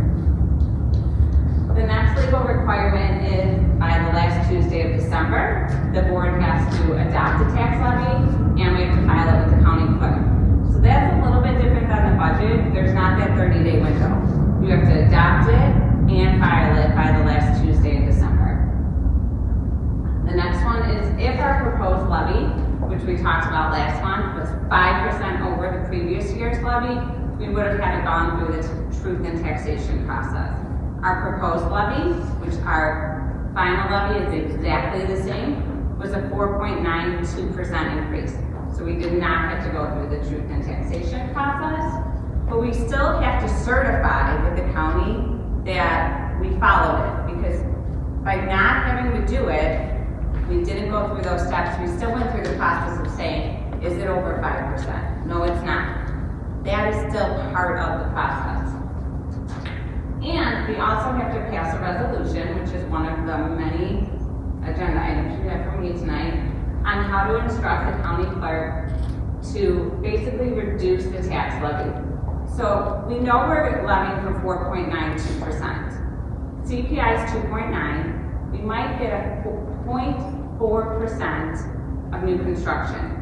So we're gonna levy 4.92, but we're probably gonna get 3.3. So I have to tell the county clerk, how do we wanna lower the levy? So what we do is we levy in each of the other funds, except for the ed fund, how much we think we need. Then all that extra, I put into the ed fund. So when we tell the county clerk we're to reduce it, just reduce the ed fund, because that's where we put all of the extra. For the levy, there's really three things, and I know I say this all the time, but it's really important to remember. The levy is what we ask the county for. We are asking them for a 4.92% increase. The extension is how much we can actually get. So I'm gonna ask for 4.92, probably gonna get 3.3. The collection is what we actually receive. So the extension is what we get, and that's what they put on all the tax bills in the county. But the collection is how much of that money do I actually get? Because in every year, does every single person pay their tax bill on time? No. So that's what the difference is between those three words. This property tax cycle I'm gonna go through with you guys is the traditional tax cycle. So in a perfect year, this is how it would work. In any given December, by that last Tuesday, we do our levy. You guys adopt it, I file it with the county. Then in January, the tax cap CPI is published.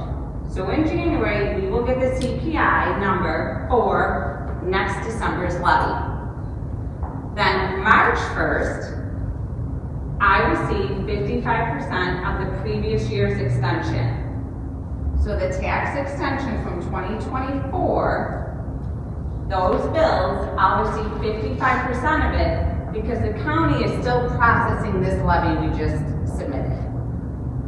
Then by June 30th, they figured out everyone's EAV, equalized assessed value, our equalized assessed value, and they've now taken our levy and given us the extension and said, you asked for 4.92, this is what your bill, this is what you guys are actually worth, this is how much you can increase, you're gonna get 3.3, here's your extension.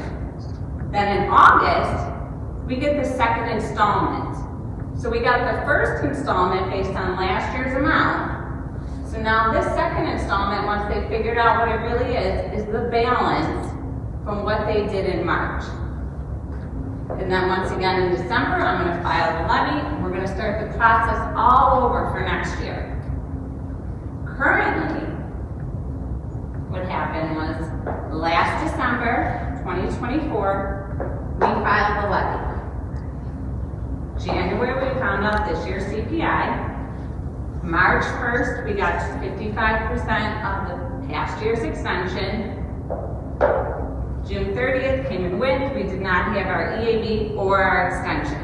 And that's something that we have to always give to our auditors because they use it for the AFR and the audit. Then, August 1st, the second installment is due. Well, I didn't get the EAV or the tax extension till late fall. And at first it was a draft for a very long time.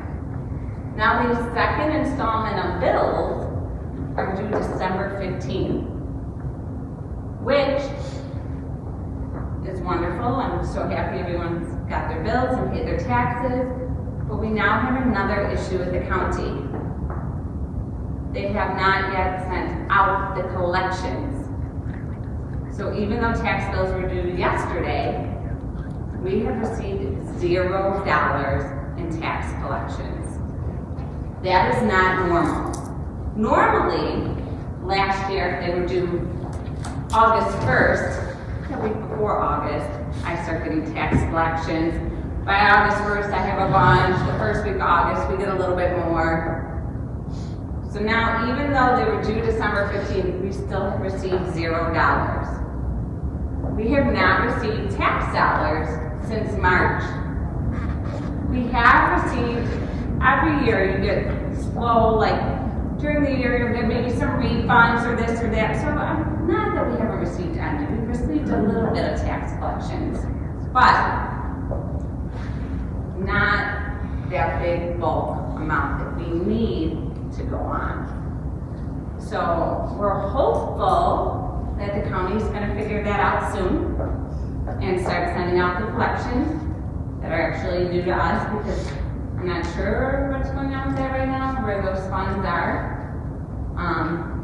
So we're very hopeful. What that means, so for January, is if we don't have any money, we may once again have to look at resolutions to move money from that little bit of working cash because that 1.4 that was in my ad fund, that's gonna be gone. And the money in transportation will be gone. The other side of that is I have about $4.1 million right now. We have. About $3 million of that is out in investments. $1 million of that is due February 9th. But if I don't get any tax dollars between now and January, we may have to look at breaking those investments early because we won't have the cash flow.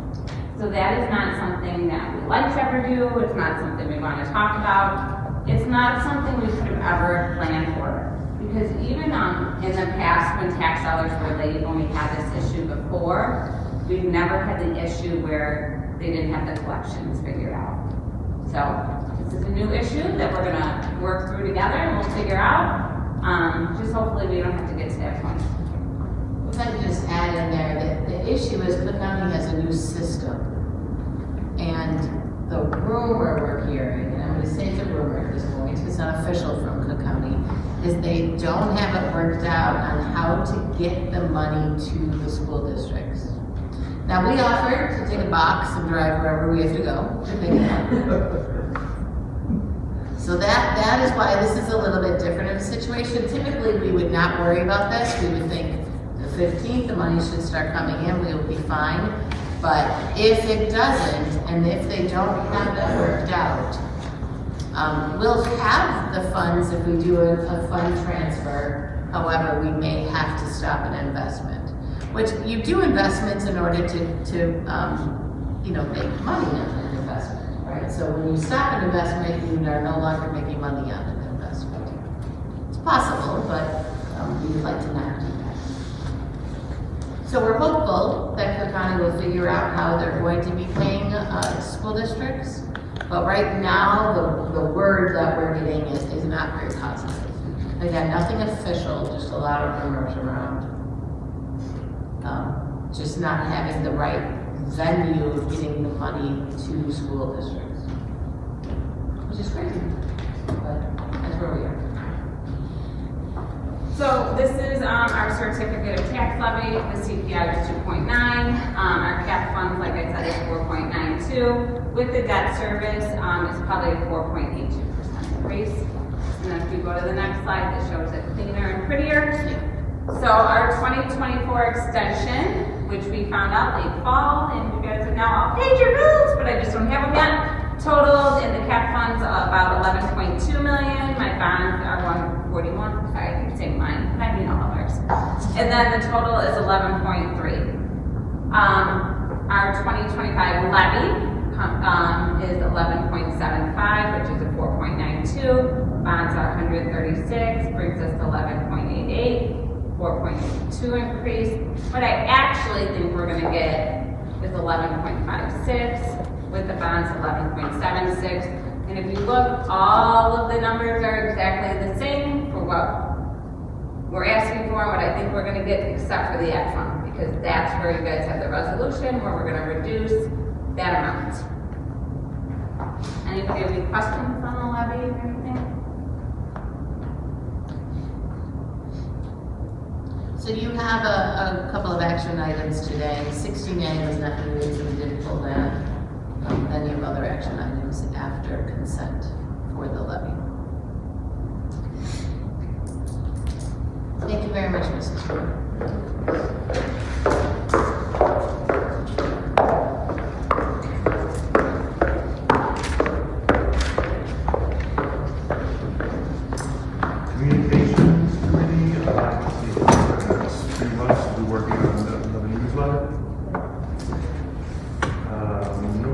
District, there's a topic that will be discussed in closed session.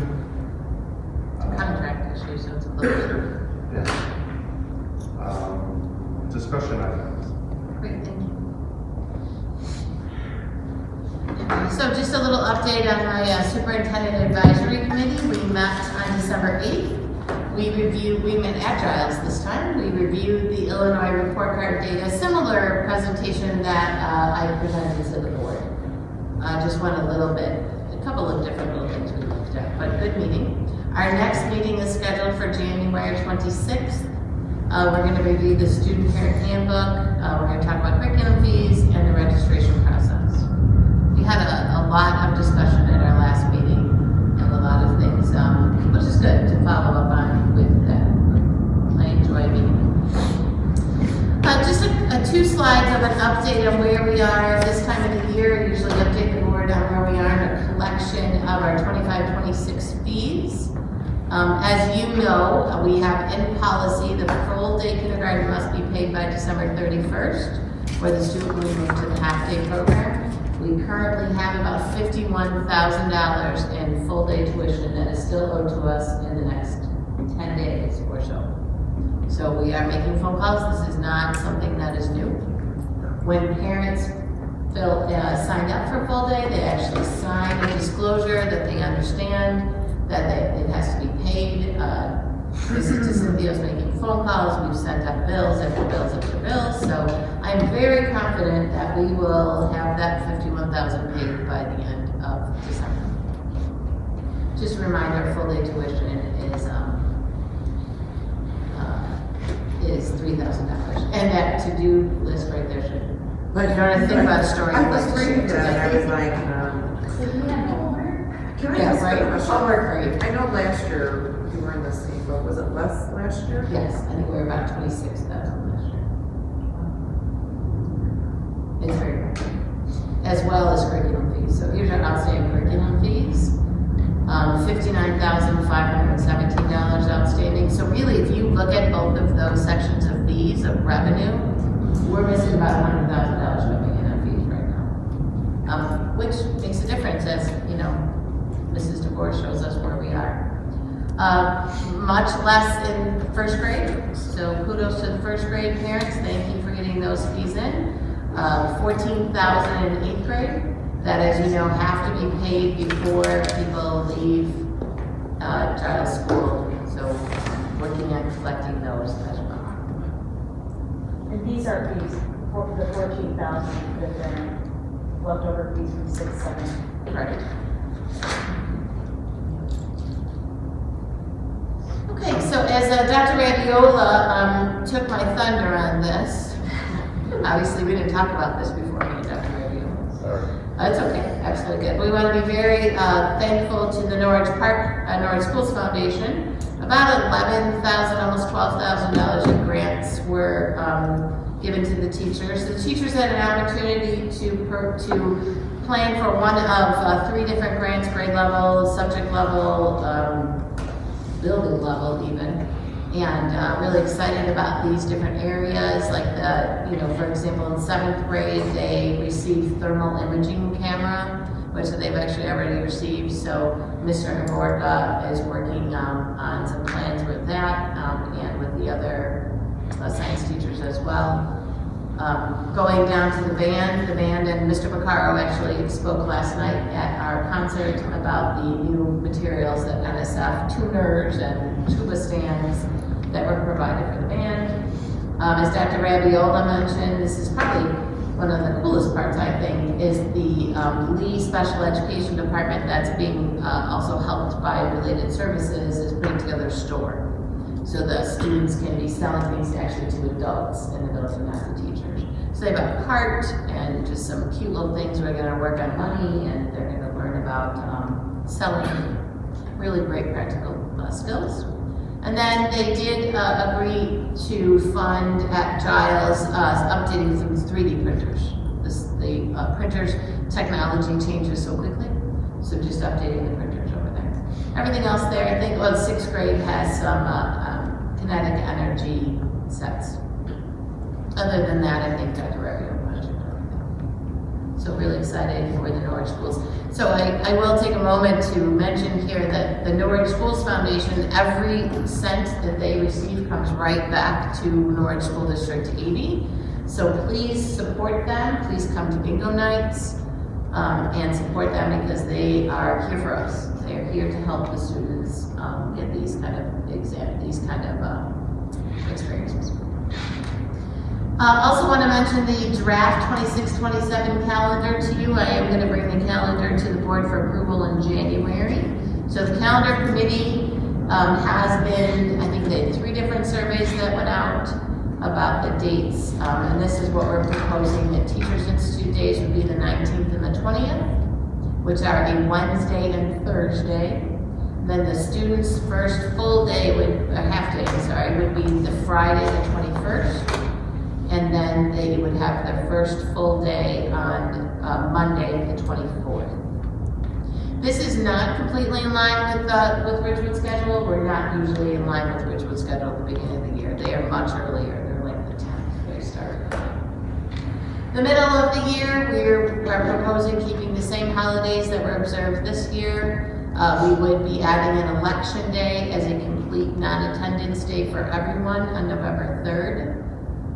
Then we have fall break, the week of Thanksgiving. We have winter break, pretty in line with, completely in line with Ridgewood, but in line with what it typically is. And then spring break is actually a little bit earlier. Ridgewood's been doing kind of the week that starts March and ends April, but for next year they are taking the week earlier, so we are following their spring break. And then the ending time, student attendance would end on a Friday, June 4th, and then we would begin summer school on the Tuesday after June 8th. Teachers have a planning day on the Monday, June 7th for summer school. The students would come back on June 8th. We've been averaging about 185, 190 students in summer school, so we'd recommend we continue that program. This calendar, aside from the spring break week, is pretty much mirrored to what the calendar is this year. With that, a little bit of a later start. Spring break week, we just follow Ridgewood, whatever they do. Any questions about the calendar? Is the first day being a half day on Friday, is that new? No. We've always had the half day on Friday. The first day, the last day. They're technically the school institute, school improvement days. Right. So the teachers are here, just the teachers. No, I understand starting on a Friday. Starting on a Friday, is that new? Students, Yes, yeah. that will be new this time. Because the days all moved over, yes.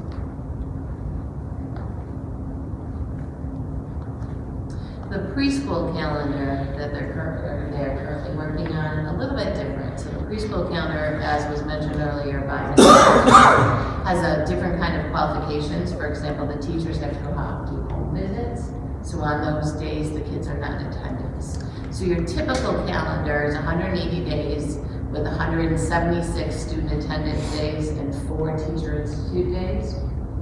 A preschool calendar is 168 student attendance days. So the makeup up to the 180 are the screening days, the home visit days that they are required to do.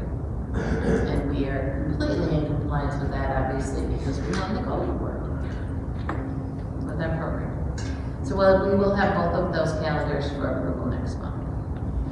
Just to review, I think we've talked about this quite a bit, but I do want to remind you of the summer work. I am going to look for approval on summer work in January.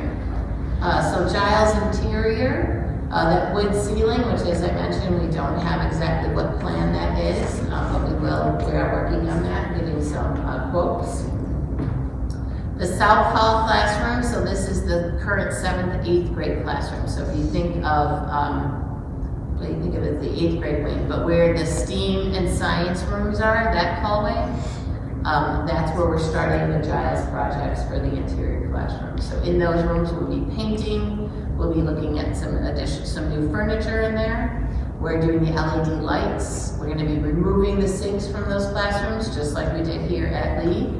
And then we'll be putting in additional storage where those sinks were. Big storage cabinets, lockable storage cabinets for teacher supplies in that area.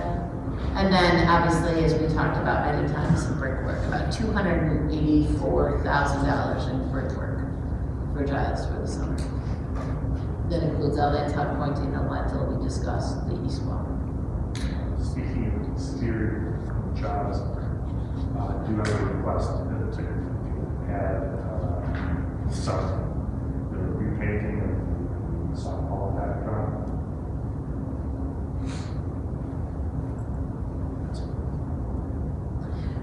So there is one, I'll present to you on that next month. There's one issue with the repainting of it. There are really sections of it that should be replaced. So that's probably a bigger discussion. We can probably paint something, but it probably needs replacement. But I can bring that together along with the summer projects. questions about summer?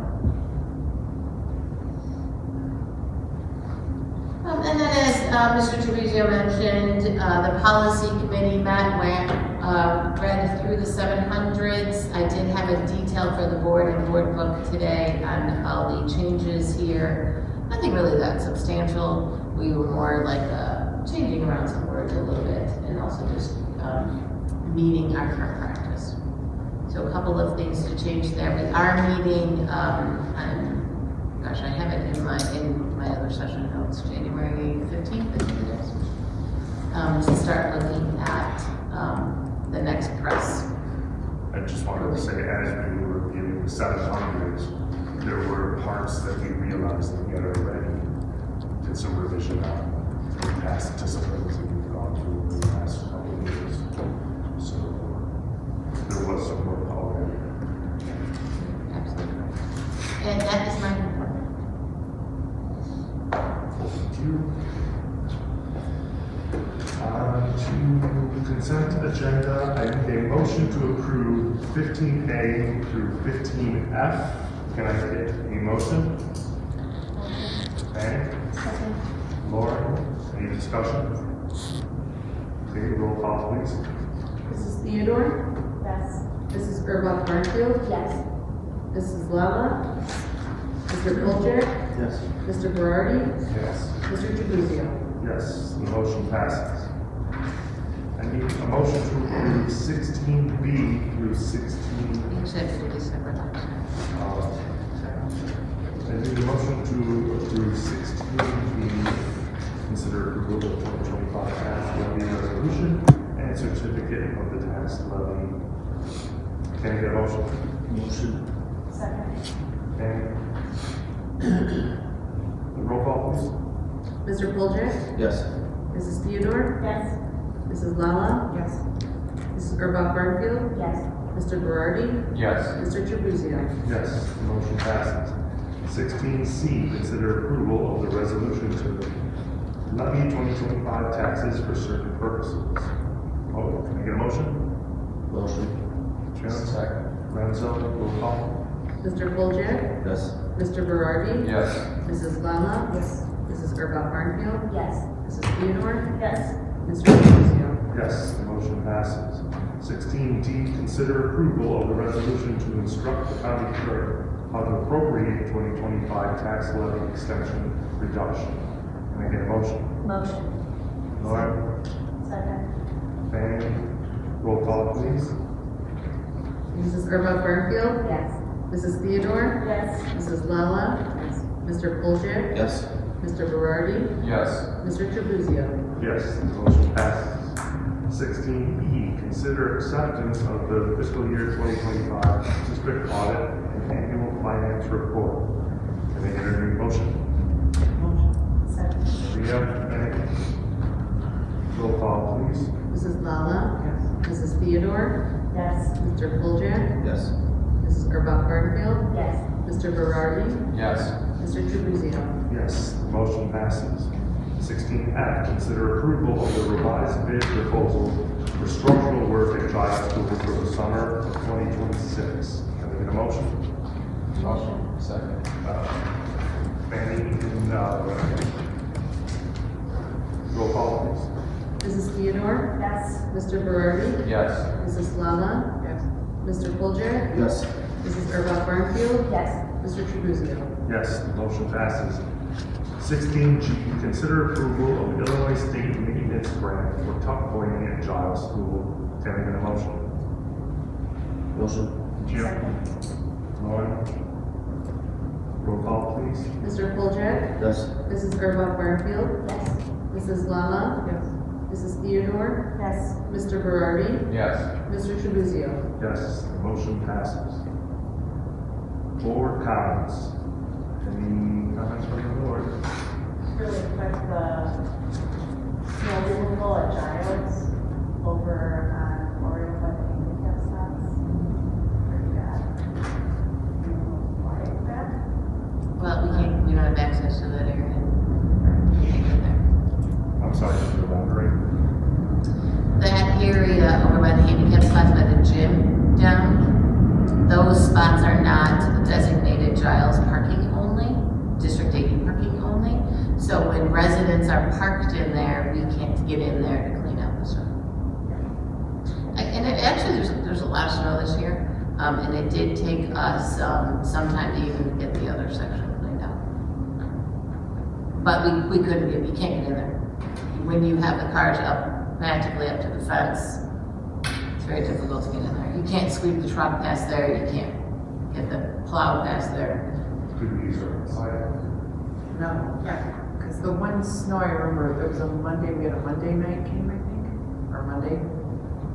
And I have to say, it was terrible walking to get into the gym. Yeah. Like you could just see the shovel that went, one shovel. Because it's hard. It's impossible for them to get to. Yeah, you can't get there. But on the sidewalk? Because of the cars, so that's where the village, the people who live in the neighborhood park. But this was before, not what you're speaking of. Oh, in our section? Yeah, I have to say, it was really bad. But I would say And there was a game. Really get those designated stops to be an issue, and I'm surprised that nobody was gotten hurt.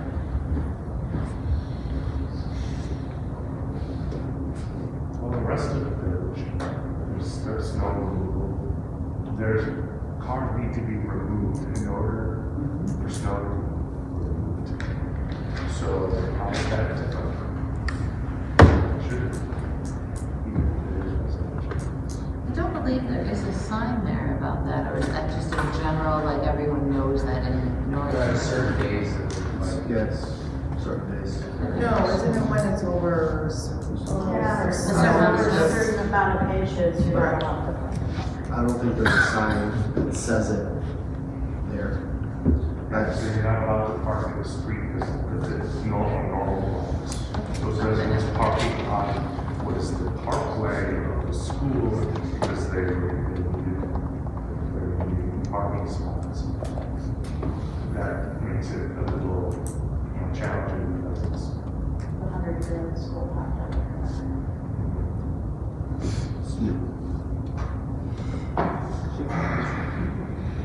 okay for town manager or comments.